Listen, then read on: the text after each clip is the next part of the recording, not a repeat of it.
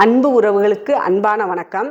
இன்னைக்கு அரசியல் களத்தில் பரபரப்பாக பேசப்படுறது அண்ணன் சீமான் அவர்களும் தமிழக வெற்றிக் கழகம் அண்ணன் விஜய் அவர்களும் தான்.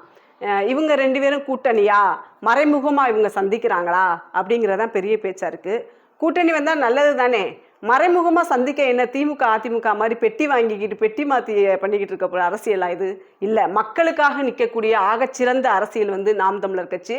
அதோட துணையாக அண்ணன் சீமான் அவர்களுக்கு துணையாக வந்து அண்ணன் விஜய் அவர்கள் வந்தால் நல்லது தானே. இன்னைக்கு நாடு இருக்க பிரச்சனையில் 2026க்குள்ளே முடிஞ்சிருமோன்னு பயம் இருக்குது. இன்றைக்கி காற்றில் உள்ள விலங்குகள், குருவிகள், பூ எல்லாம் செத்து நம்ம கண்ணு முன்னாடியே விழுகுது. நம்ம எல்லாருமே இதை பார்க்குறோம். இந்த வெயில் காலத்தில் அந்த இதெல்லாம் பாருங்கள், ஃபேஸ்புக்கெல்லாம் ஒரு பாம்பு தண்ணிக்கு கிடந்து அப்படி கதறுது, ஒரு அணில் கிடந்து கதறுது. இதெல்லாம் நம்ம கண்கூடா இன்னைக்கு பார்த்துக்கிட்டே இருக்கோம். இதே நிலைமை நமக்கு வர ரொம்ப நாள் இல்லை.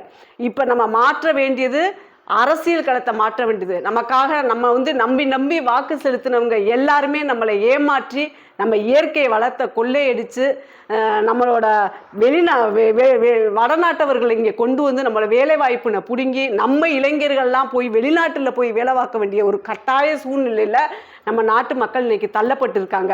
இந்த அவல நிலை நமக்கு நீங்கணும்னா நமக்கு ஆக சிறந்த ஒரு அரசியல் அமையணும். அப்படிப்பட்ட அரசியல் களத்தை அண்ணன் சீமான் முன்னெடுப்பாங்க. இந்த 15 வருஷமா உங்களோட நம்பிக்கையை சம்பாதிக்கிறதுக்காக அவர் தனிச்சு நின்றாரு.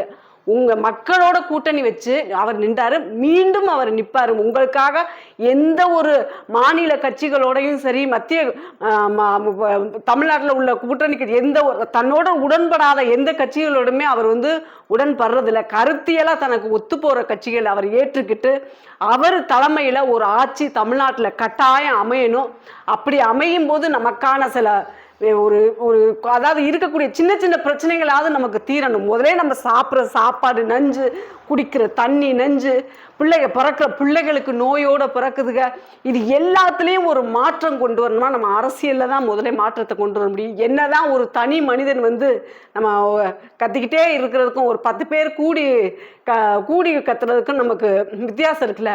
அது மாதிரி தான் நமக்கான அதிகாரம் நம்ம கையில் வந்துட்டா எல்லாமே எளிமையாயிரும். நம்ம நல்லா சாப்பிடணுமா, நல்லா தண்ணி குடிக்கணுமா, நல்லா படிக்கணுமா, நம்ம வாழ்வாதாரம் நல்ல சுற்றுச்சூழல் அமையணுமா, இது எல்லாமே நமக்கான அதிகாரம் இருக்கும்போது அது மிக சிறப்பாக ரொம்ப எளிமைப்படுத்தப்படும்.